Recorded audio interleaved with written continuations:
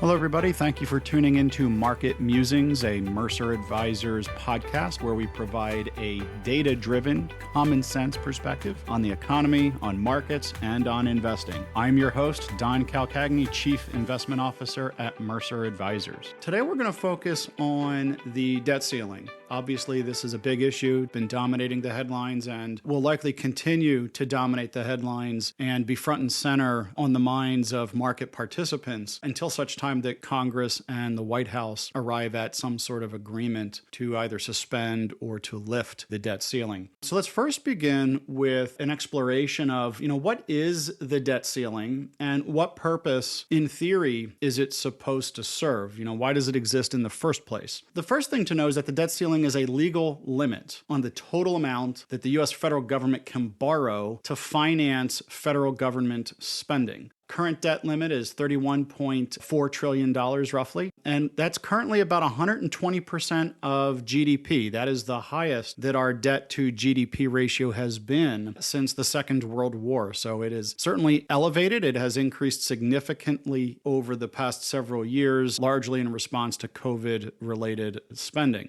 The crux of the issue here is that Congress has essentially passed two contradictory laws. The first is the debt ceiling. The debt ceiling was originally passed in 1917, so it's been in place for over 100 years. It arguably conflicts with the 14th Amendment, which claims, or states, I should say, that U.S. government debt shall not be questioned. And so here we're in this weird place where we have a limit on the amount of debt that the U.S. federal government can issue. But at the same time, the 14th Amendment makes the value of U.S. government debt sacred, that it shall not be questioned. So that's one issue, is that Congress has put a debt limit in place to begin with.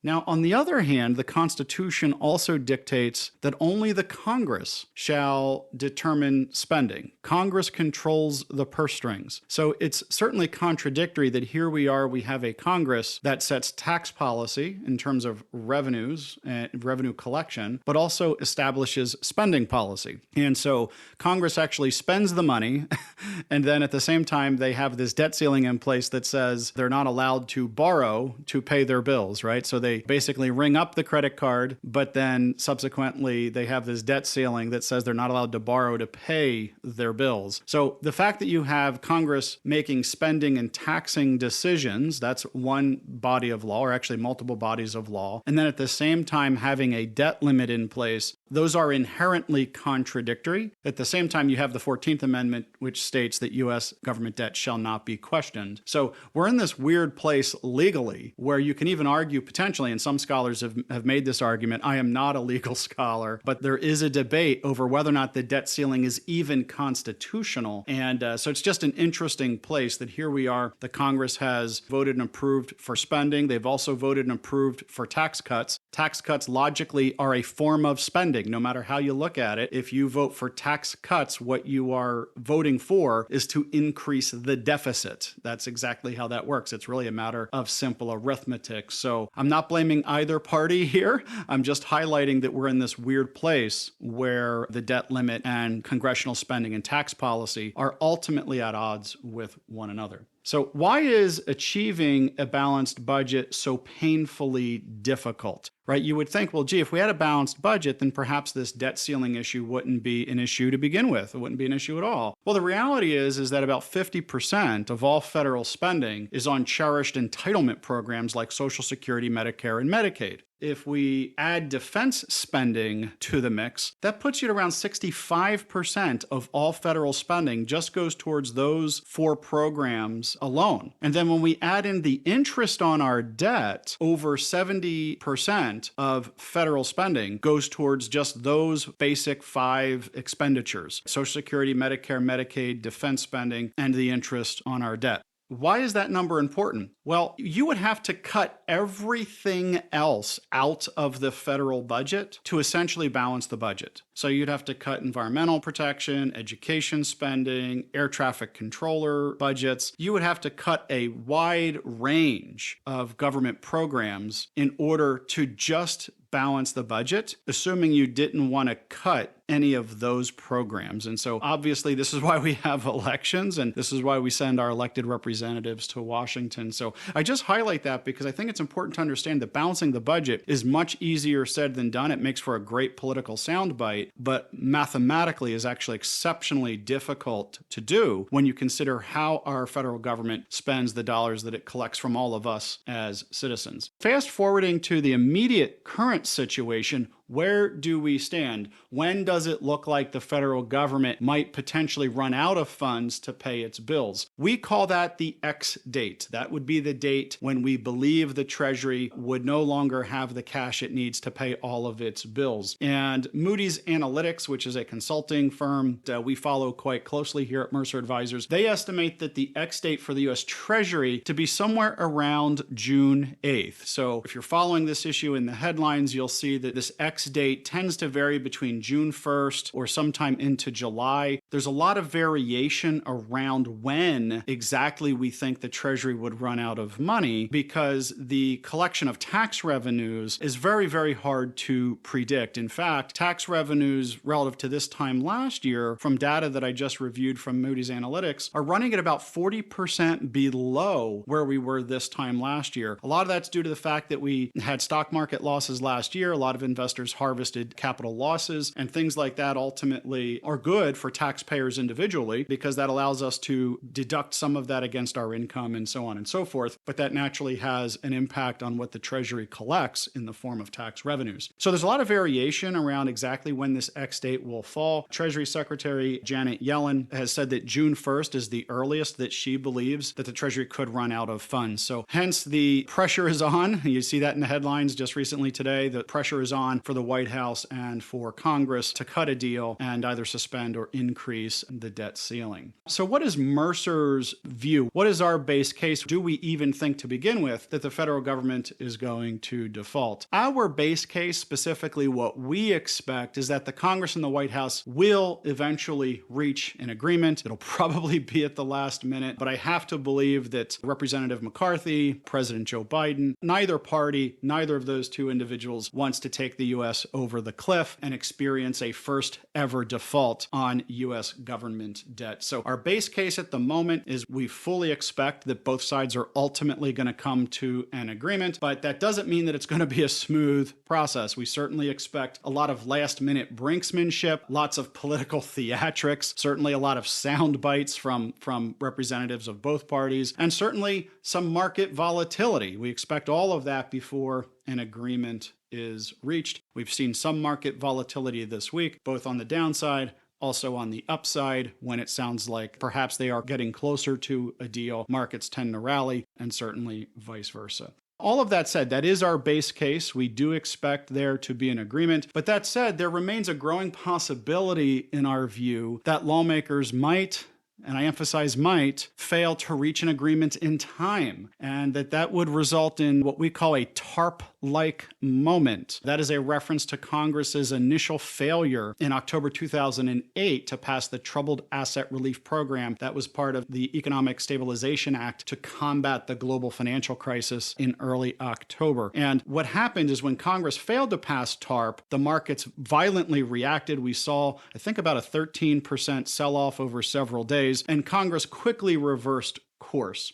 And so in the event that there is a default, I think that is a higher probability outcome where Congress members would be scared straight. They would see that the markets are reacting negatively to their failure to come to an agreement. And I think that between the White House and Congress, that they would quickly come together, close ranks to get something passed. That seems likely. There is historical precedent for that, not for a debt default, but for situations where Congress and the White House failed to act, failed to come to an agreement. Markets did not respond well, and yet subsequent to that initial failure, they closed ranks, passed some legislation, and ultimately moved us to a better place. If the U.S. does default, what do we think the market and the economic repercussions will be? I get this question a lot. How bad will it get in the event that we experience a debt default? And perhaps that default lasts for a somewhat prolonged period of time. Maybe it's not a TARP-like moment. Maybe they default for a period of time, maybe several weeks or perhaps even a little bit longer. And our view is that, and by the way, we're borrowing a lot from Moody's Analytics research on this particular topic, and that research is in the public domain. You can go online, Google Moody's Analytics, and you'll see that they have a lot of different research that they've put out there. But should lawmakers come to an agreement to suspend or increase the debt limit, Moody's estimates that the economic and market impact would be very, very severe. They estimate as much as 8 million jobs would be lost. They also estimate about a 5% decline in gross domestic product. And just to give you some context, that's on par with the decline in GDP that we experienced during the global financial crisis back in 2008, 2009. They also estimate that we would experience about a 20% decline in stock prices. They also predict that interest rates would spike on everything from home mortgages, credit cards, student loans, to payday lending services. So the costs to all of us as citizens would be quite dramatic. It would also make it more expensive for the federal government to finance its debt, since the federal government is not immune to developments in financial markets. They borrow capital from financial markets. So the expense that we all pay as citizens, as taxpayers, to finance federal government debt would also increase. And in fact, Moody's projects that by 2030, that the US's debt to GDP ratio would actually be about 16% higher with a default than would be the case without a default on US government debt. So perhaps ironically, I know part of the mission here for deficit hawks is to rein in government spending. Yet if they were to take the federal government into default, it would actually exacerbate the US federal government's financial position, at least according to Moody's Analytics. Additionally, and this will be my last point on this, the value of the US dollar globally would also decline. It would then be clear to global financial market participants, to global investors, that the US dollar, and specifically US government debt, is no longer a safe haven, or I should say as much as a safe haven as it once was. So there will be a risk premium. That's how financial professionals think about this. There would be a risk premium. There would be a higher interest rate now that the US government would have to pay to borrow in financial markets. But additionally, the value of the US dollar would decline. And that would also put some downward pressure on what, at least until now, is the world's preferred global reserve currency. The dollar is by far the world's most highly preferred reserve currency, but that would put some downward pressure on other central banks, other investors to hold US dollars as a safe haven asset. I'm just painting a picture for our listeners around how bad could it get in the event of a debt default. That's not base case. That's certainly a fairly draconian picture of what the economic and market impacts might be in the event of a debt default, but that is not our base case. We still expect that there will be an agreement that the US government will not default. So what is Mercer Advisors doing to prepare for the unlikely possibility of a US government debt default? Quantifying the probability of a default is certainly challenging. I think you heard that here over the past several moments. But it's also really hard then to subsequently tie that to an investment thesis. So what I would say is it's not entirely clear that there's an obvious investment solution given the uncertainty around a US government debt default. We continue to closely follow negotiations. We are exploring the different default scenarios. What could they look like? How bad would it be? And what can we do to further diversify portfolios and perhaps somehow make sure that our portfolios would come through that as best as could realistically be expected. At this time, like I said, there is not a clear, obvious answer. Some folks come to us and say, well, why don't we go to cash?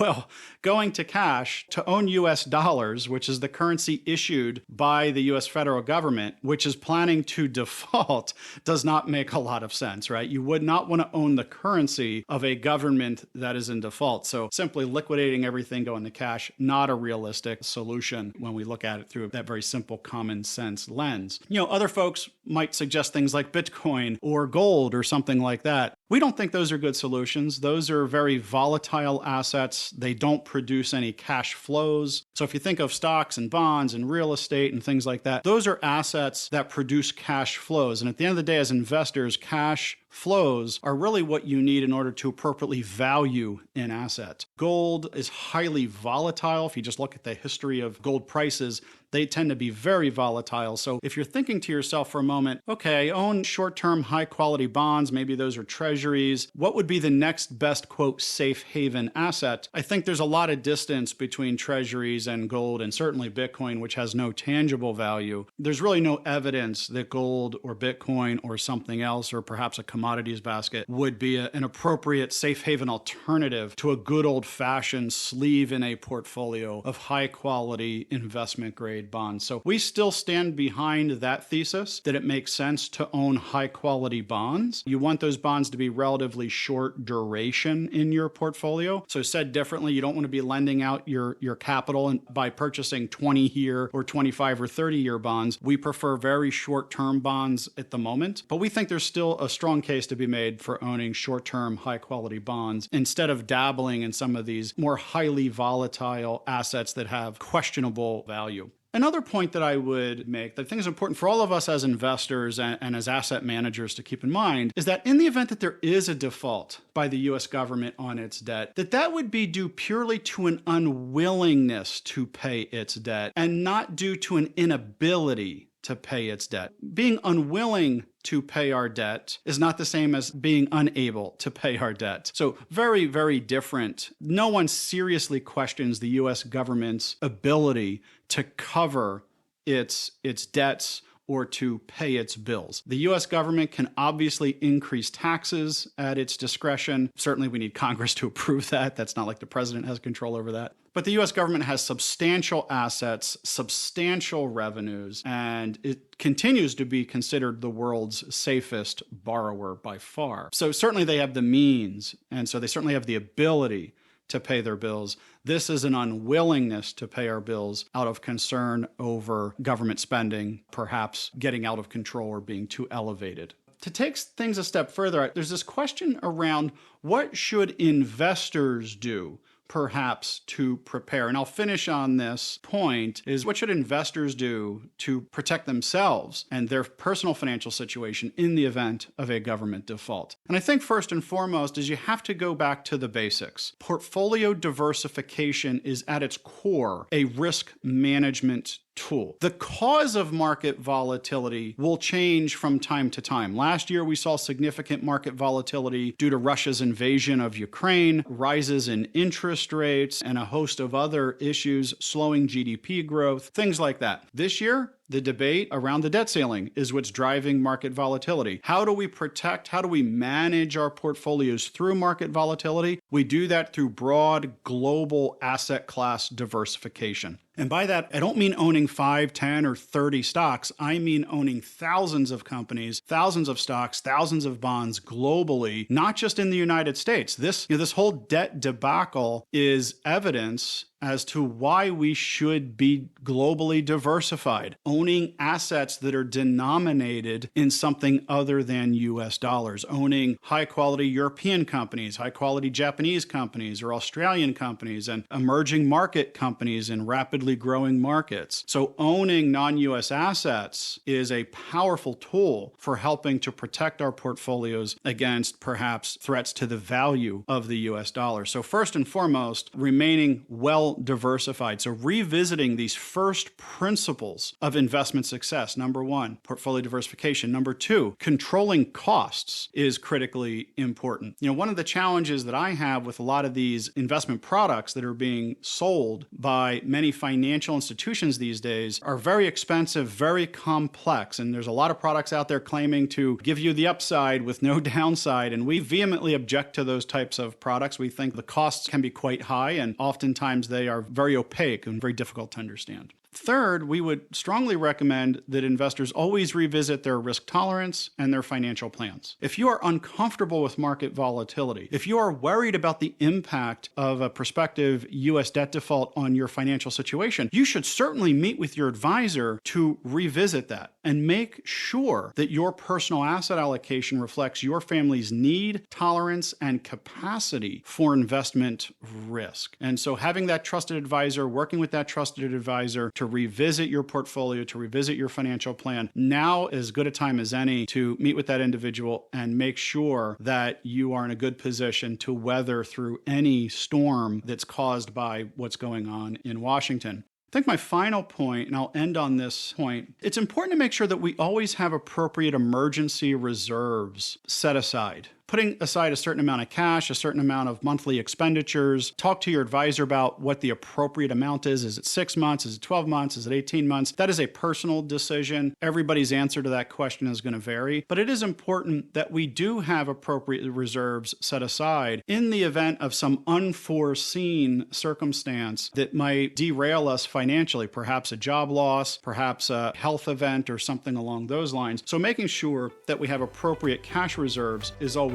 critical. And I think if you do those things, portfolio diversification, keep costs low, working with a trusted advisor, revisiting your risk tolerance, and making sure you have an appropriate cash reserve, if you're doing those things, you are better positioned than most when it comes to weathering through a very unlikely but still yet possible U.S. debt default. Well, that's all for today. Thank you for listening to Market Musings, the only podcast that provides a data-driven, common-sense perspective on the economy, on markets, and on investing. I'm Don Calcagni with Mercer Advisors, and we look forward to seeing you next time.